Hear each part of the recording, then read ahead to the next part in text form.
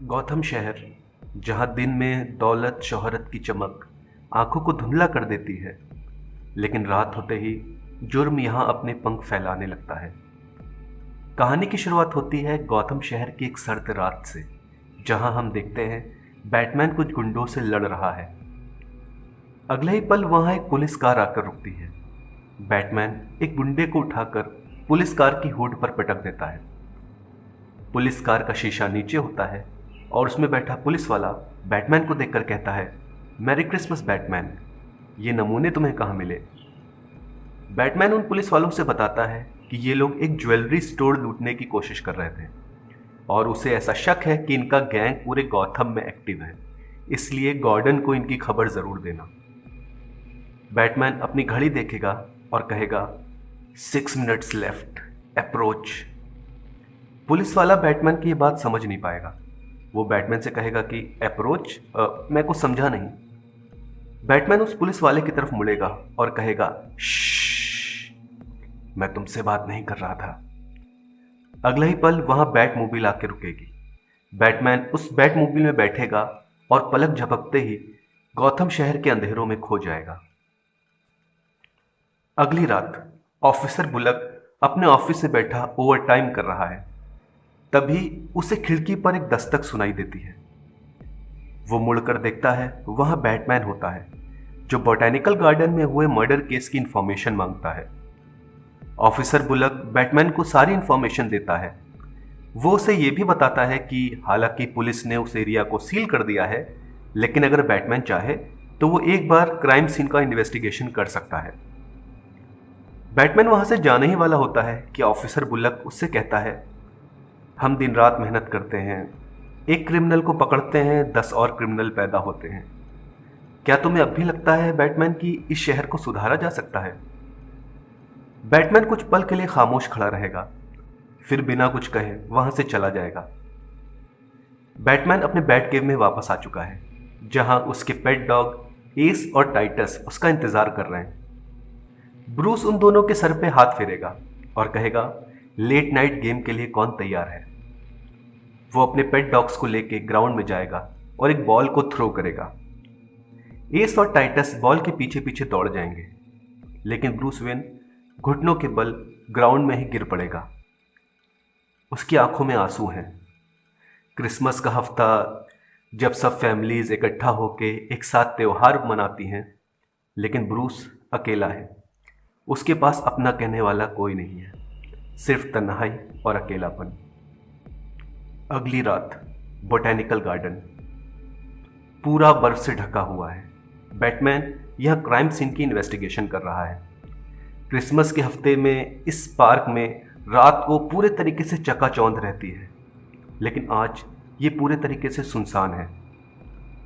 इस पार्क के बीच में एक क्रिसमस का ट्री है, जो गौथम का सबसे ऊंचा क्रिसमस ट्री है, लेकिन ये क्रिसमस ट्री लाइट्स से नहीं बल्कि सजा है लोगों की लाशों से, जिन्हें बहुत बेरहमी से मारा गया है। एक लाश उस ट्री के स्टेम से बंधी हुई है। बैटमैन पास जाके मुआयना करेगा तो देखेगा कि उस शख्स को बहुत बेरहमी से मारा गया है। उसकी पसलियां पूरी टूटी हुई हैं और शरीर के अंदर के ऑर्गन्स बाहर निकले हुए हैं। तभी बैटमैन की नजर उस पार्क की फर्श पर पड़ेगी और उसे हाथ से गुदी हुई कोई आकृति दिखेगी। बैटमैन अपनी ग्रेपल गन इस्तेमाल करके थोड़ा ऊंचाई से देखेगा। वो देखेगा पार्क के ग्राउंड में एक आर्ट या आकृति गुदी हुई है। ऐसी चीज बैटमैन ने पहले कभी नहीं देखी।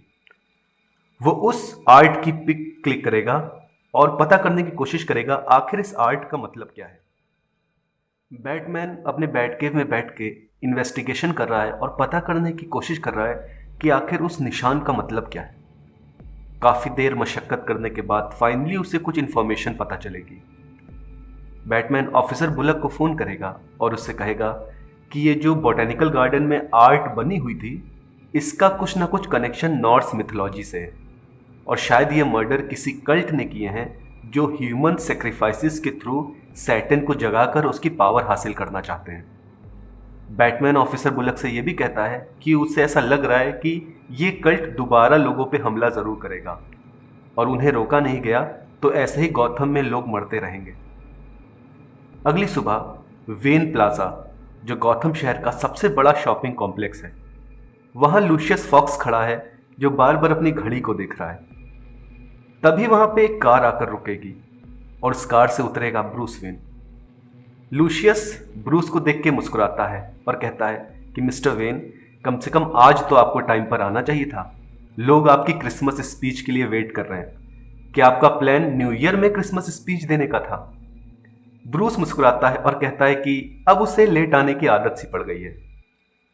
वेन प्लाजा में हर क्रिसमस ईव को वेन फैमिली का एक मेंबर आके स्पीच देता है, लेकिन ब्रूस के फादर थॉमस वेन की डेथ हो चुकी है, इसलिए अब हर साल क्रिसमस में ब्रूस वेन ही आके यहाँ पे स्पीच देता है। ब्रूस माइक पकड़ता है और लोगों से कहता है कि वेन प्लाजा एक सिंबल है फैमिली रियूनियन और इंजॉयमेंट का, और हर साल की तरह आज भी यहाँ पे क्रिसमस पूरी फैमिली मिल के साथ में बनाएगी, और आगे आने वाले सालों में वेन प्लाजा इसी तरीके से फैमिलीज को होस्ट करता रहेगा। ब्रूस अपनी स्पीच दे ही रहा होगा कि उसी पल एक वाइकिंग झाड़ियों के पीछे से आएगा और ब्रूस पर हमला करेगा। ब्रूस फुर्ती से उस हमले से बचेगा, लेकिन वो वाइकिंग दोबारा ब्रूस के ऊपर हमला करेगा।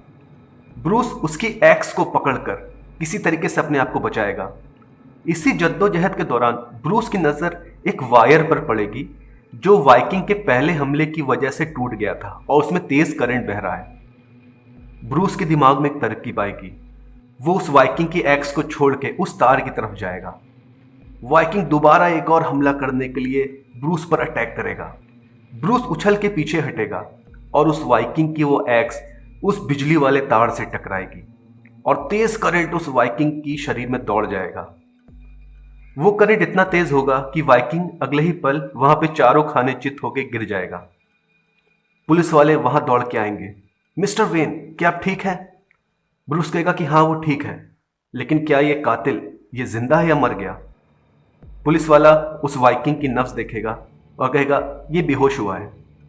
ब्रूस कहेगा कि उसे अब घर जाना चाहिए, लेकिन जाते जाते ब्रूस वेन उस वाइकिंग का एक बाल निकाल लेता है ताकि वो उसका डीएनए एनालिसिस कर सके। ब्रूस वेन वाइकिंग के उस बाल का डीएनए एनालिसिस करेगा। उसे पता चलेगा कि ये वाइकिंग ना तो कोई मेटा ह्यूमन है ना कोई एलियन है, और इस वाइकिंग का नाम सोरेन रिवर्सडेल है। इसका कोई सोशल मीडिया अकाउंट नहीं है, ना इसका कोई क्रिमिनल रिकॉर्ड है, लेकिन पिछले कई हफ्तों से ये लापता है।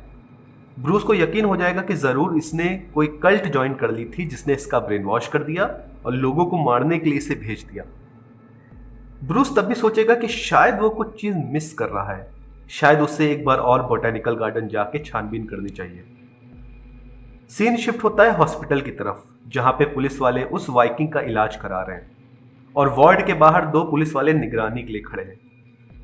तभी उन पुलिस वालों को कमरे से आती हुई कोई आवाज सुनाई देगी। वो कमरे के अंदर दाखिल होंगे तो कहेंगे अरे ये क्या। इससे पहले पुलिस वाले अपना सेंटेंस पूरा कर पाते, 2 जंजीरें जो आग जैसी जल रही होंगी वो आके उन पुलिस वाले के गले को लपेटेंगी और उन्हें मौत के घाट उतार देंगी। ब्रूस बैटमैन बनके बोटेनिकल गार्डन में आ चुका है, लेकिन इस बार उसे थोड़ा सा अजीब महसूस हो रहा है। वो आकृति जो बोटेनिकल गार्डन के फर्श पे बनी हुई थी उसमें जरा से भी बर्फ नहीं है, वो बिल्कुल साफ है। प्लस वो क्रिसमस ट्री अब थोड़ा सा गर्म है और बर्फ गिर तो रही है लेकिन उस क्रिसमस ट्री में चिपक नहीं रही है। बैटमैन पीछे पलट के देखेगा तो उसे लोगों का एक झुंड दिखेगा जो सर से लेकर पैर तक कपड़े से ढके हुए हैं। उनका लीडर हंसकर कहेगा हा हा हा हा, चलो एक और ह्यूमन सेक्रीफाइस हमको मिला। उस ग्रुप में से एक हट्टा कट्टा आदमी बाहर निकलेगा और बैटमैन को गले से पकड़ के उठा देगा। बहुत ही ज्यादा ताकत होगी उसमें। वो बैटमैन से कहेगा कि तुमने हमारे रिचुअल के बीच में टांग अड़ाई, अब तुमको इसकी सजा मिलेगी। हम तुम्हें अपने शैतान को सेक्रीफाइस के तौर पे देंगे। बैटमैन कहेगा कि तुम लोग कोई रिचुअल नहीं कर रहे हो, तुम केवल एक कल्ट हो जो लोगों को बेवकूफ बना के अपनी जेबें गर्म करता है। उस शख्स का गुस्सा 7वें आसमान पे पहुंच जाएगा।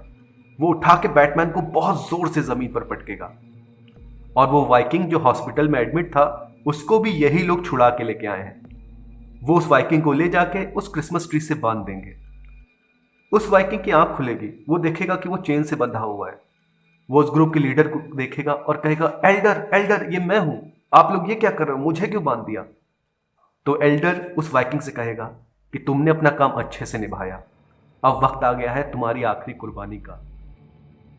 एल्डर वाइकिंग से कहता है कि अब हम तुम्हारे शरीर की मदद से एक पोर्टल खोलेंगे ताकि हम अपने सैटर्न से मिल सकें।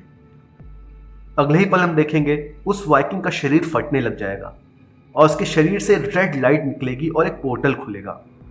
उस पोर्टल में से एक एलियन क्रिएचर बाहर निकलेगा जिसके खूब सारे हाथ पैर होंगे, खूब सारी आंख होंगी और उसका मुंह बिल्कुल शैतान की तरह होगा। वो कहेगा कि मेरे गुलाम, तुम्हारा काम पूरा हुआ, अब मेरे साथ चलने का वक्त आ गया है। और वो एक एक करके अपने टेंटिकल से उन कल्ट वालों के पेट में भोंकने लग जाएगा और उन्हें पोर्टल के अंदर खींचने लग जाएगा। और आखिर में बारी आएगी उस एल्डर की। वो उस एल्डर को भी अपने पोर्टल के अंदर खींच रहा होगा, लेकिन बैटमैन उस एल्डर के पैर को पकड़ के उसे बचाने की कोशिश करेगा। लेकिन उस एलियन के पास बहुत ज़्यादा पावर है, वो उस एल्डर को भी अंदर खींच ले जाएगा और अंत में वो बैटमैन की तरफ मुड़ेगा। वो बैटमैन को पकड़ के कहेगा कि तुम्हारे मन में बिल्कुल भी डर, बिल्कुल भी खौफ नहीं है, क्या तुम मुझसे नहीं डरते? बैटमैन कहेगा कि नहीं, वो उससे नहीं डरता। वो एलियन क्रिएचर कहेगा फिर वो उसके किसी काम करें और वो बैटमैन को दूर उठा के फेंक देगा और कहेगा कि एक वक्त आएगा कि तुम और ये पूरी दुनिया मुझसे डरेगी और वो वक्त जल्दी ही आने वाला है, मैं वापस ज़रूर लौटूंगा। और फिर वो पोर्टल बंद हो जाता है। बैटमैन उस बॉटेनिकल गार्डन में बैठा सोचता रहेगा कि आखिर उसने अभी एक क्या चीज़ देखी और ये सब क्या था। ब्रूस अपने मेंशन में वापस आ जाएगा और वहाँ वो दोबारा इस कल्ट के बारे में और इस पूरे रिचुअल के बारे में जानकारी इकट्ठा करेगा। उसे पता चलेगा कि कई सैकड़ों साल बाद ऐसा टाइम आता है जब ये कल्ट एक पोर्टल खोल के शैतान से मिलते हैं और जब भी ये पोर्टल खोला जाता है हर बार ये एलियन क्रिएचर और ज़्यादा स्ट्रांग होता चला जाता है। तो क्या अगली बार ये एलियन क्रिएचर जब लौटेगा तो क्या पूरी इंसानियत को खतरा है? बैटमैन के दिमाग में यही चीज़ घूम रही है, लेकिन वो सोचेगा कि अगली बार अगर ये खतरा आएगा शायद वो इस दुनिया में ना हो, लेकिन वो उम्मीद करेगा कि उसके जैसा कोई रखवाला ज़रूर हो जो इस शहर को और इस दुनिया को बचा सकेगा।